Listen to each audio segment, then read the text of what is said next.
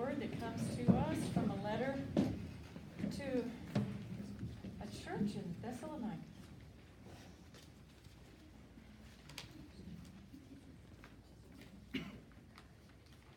Beloveds, be at peace among yourselves. Encourage the faint-hearted. Help the weak. Be patient with all of them. See that none of you repays evil for evil, but always seek to do good to one another and to all. Rejoice always. Pray without ceasing. Give thanks in all circumstances, for this is the will of God in Christ Jesus for you. And do not quench the Spirit, but hold fast to what is good. And may the peace of God be with you entirely. May your spirit and soul and body be kept sound. Amen.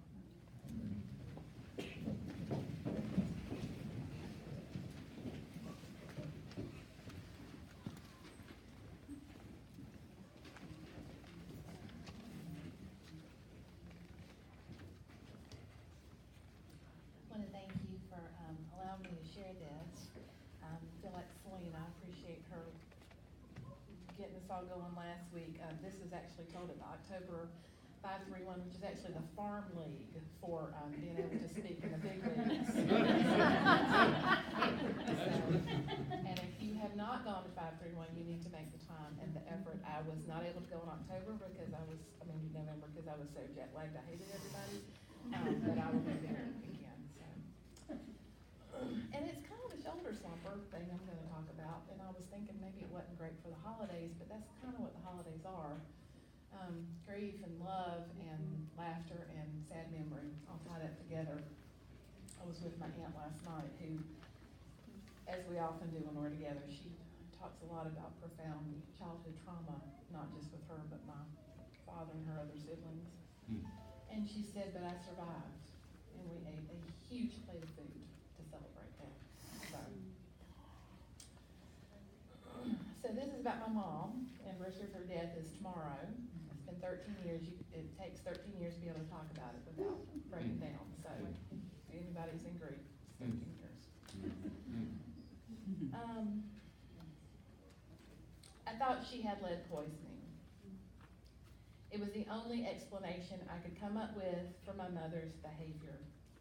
At 56, she was forgetting, repeating the same sentences, struggling sometimes to find words. They lived in an old pre-Civil War farmhouse in Georgia. We just needed to get to Lowe's and buy test strips. That would likely solve it. But the walls and the plumbing were clean. It wasn't lead. 2 neurologists, and months later we had the diagnosis of early onset Alzheimer's. I can't remember what any of us were wearing the day the doctor told us what was happening.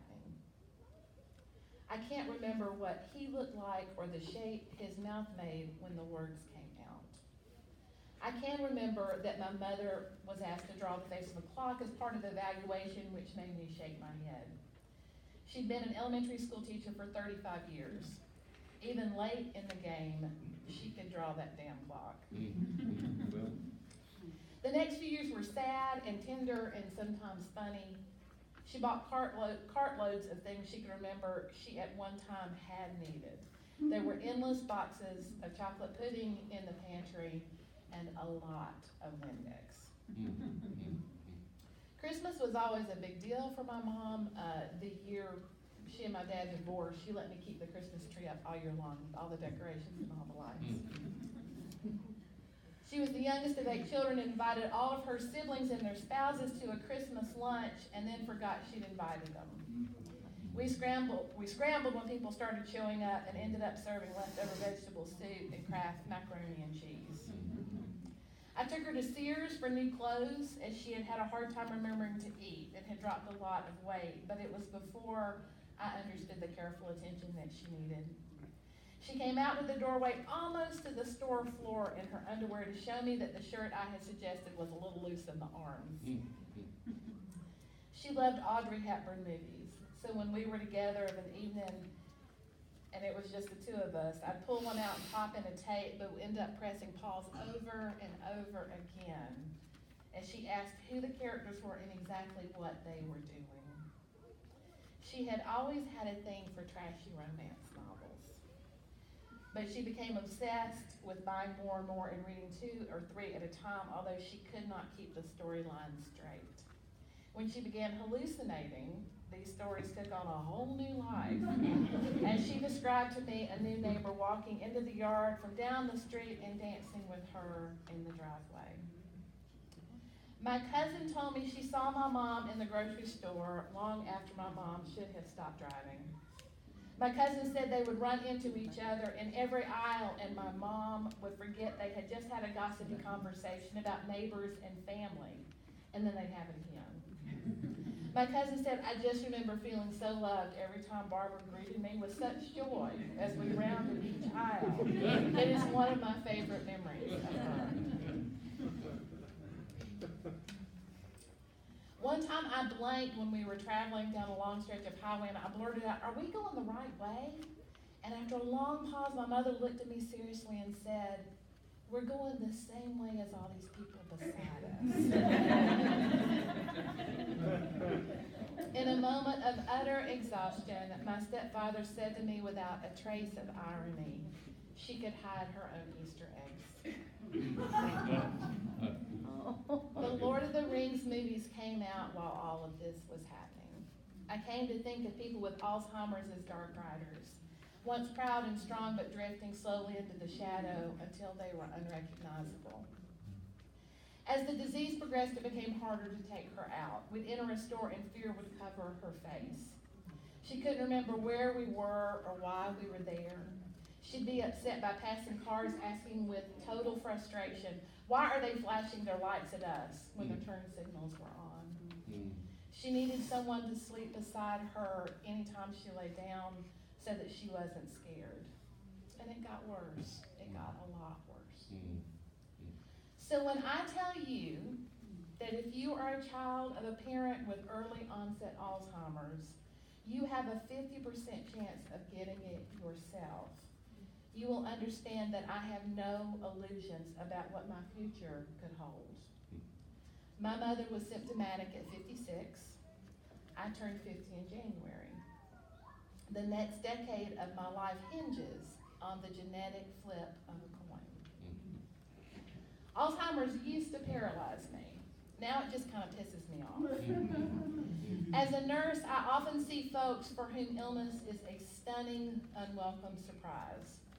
Sometimes they don't want to discuss the specifics of the disease as much as they need to just process how their body could go so wrong.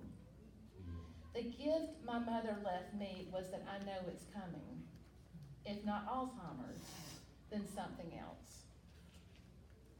I knew a lawyer in Kentucky, Rich Seckel, who was fearless in confronting people in power on behalf of folks who were getting screwed over.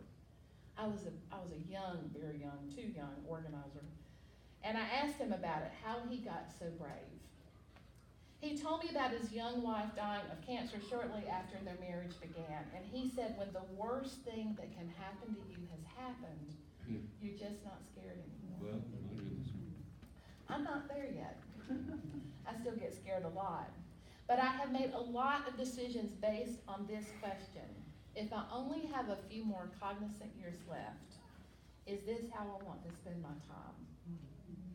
So I try really, really hard not to go to meetings.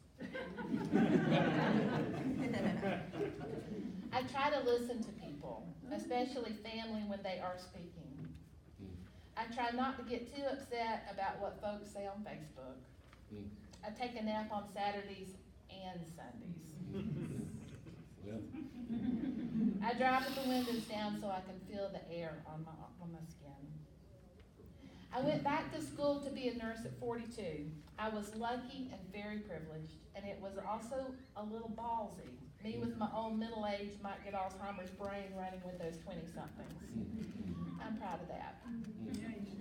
I tell my family every day that I love them, and I've told them what to do with me if the Alzheimer's comes, and how I want to be buried, and what I want done at my funeral. I'm proud of that too. Here's the gift that my mom gave me that I am passing on to you. You are dying.